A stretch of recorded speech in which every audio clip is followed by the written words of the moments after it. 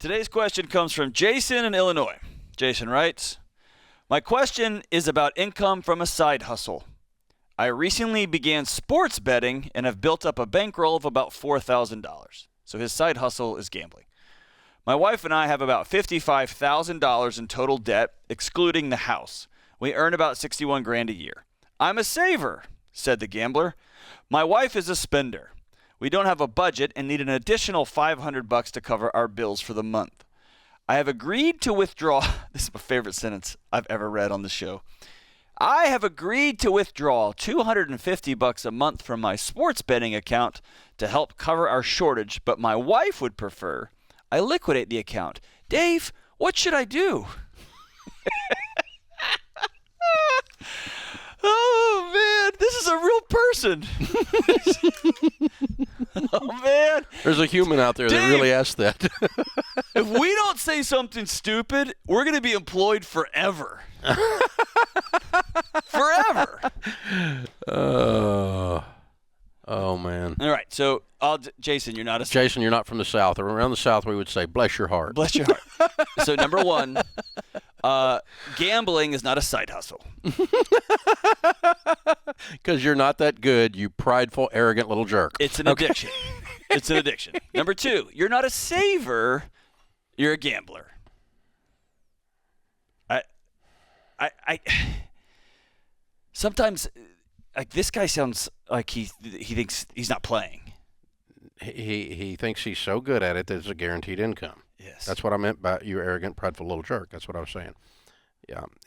There's an arrogance that goes with this type of addiction that he thinks he's the exception to the rule, and he thinks that MGM Grand was built by Santa Claus instead of by bettors who lost their butts to Caesar. Right, in his palace. Yes. So liquidate this immediately, all $4,000. Put all $4,000, close all of your sports betting accounts.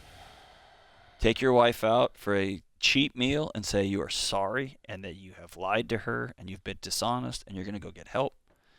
And then go get a second job that you work for and that pays you every time. And you earn money and stuff. And never say that you have a $250 a month side betting account. Never. No. He has $4,000 that's his money That he earned and in his he side was hustle. going to bless his little wife by allowing her to use $250 of his $4,000 because he's that kind of guy. From his business account. He's a sweet guy that way. No more separate accounts. Now, did you hear all the sarcasm, folks? I just want to make sure you heard sarcasm in there because that's it's important that you heard that. You arrogant little self-centered, unbelievable. You need help, son. Just don't say it because you're going to get us canceled. No, I'm not going to get canceled. I own the show. How can I cancel me? That'd be nice of you. No, I'm just kidding. Listen, man, you're not, I don't know how to say this, you're not well. A buddy of mine who's a pastor here in town walked me through the increase in sports betting. Oh, yeah. In Tennessee. Yeah, no, and period. It's astounding. Period. No, the number one fastest growing addiction in America, online porn. Number two, online gambling, and most of it is sports. But I didn't see the money. We have a cool dude named Caesar doing commercials. Give me a break here. Unbelievable the amount of money being spent on sports betting. Funny. I have talked to 25 people in the past handful of months that have lost their families, their businesses, their jobs. Their wife is done, and it's all because he thought he was cute betting football. And it starts there. It's just, I'm sorry, you're not cute, dude. Yeah. And you're not cute looking at porn either. It's not funny. It's not funny. You're a wuss, and you need help. And you are messed up. This is, and you just read your own email, how messed up you are. You have $4,000, and your wife, who is the only person on the planet who actually thinks you're cool, wants some money. And you are going to give her $250 of your $4,000. I want to choke you. Your job is to serve your family, not your sports betting addiction. Okay. So there's no data that says that people who sports bet end up wealthy. As a matter of fact, there's a ton of data that indicates that the person that you're betting with ends up wealthy and you end up with nothing. There is no data that says that when you act like that you own everything and you are throwing coins. What's the thing from Mary Poppins? Tuppence to the poor. You're throwing tuppence to the poor, like your poor little wife. We're going to give her a tuppence, or whatever that was. I can't even remember that. She's not a poor little wife, though, Dave. She's the spender. Yeah, she's the spender. He's the saver. See, dude, you are so. There's so many.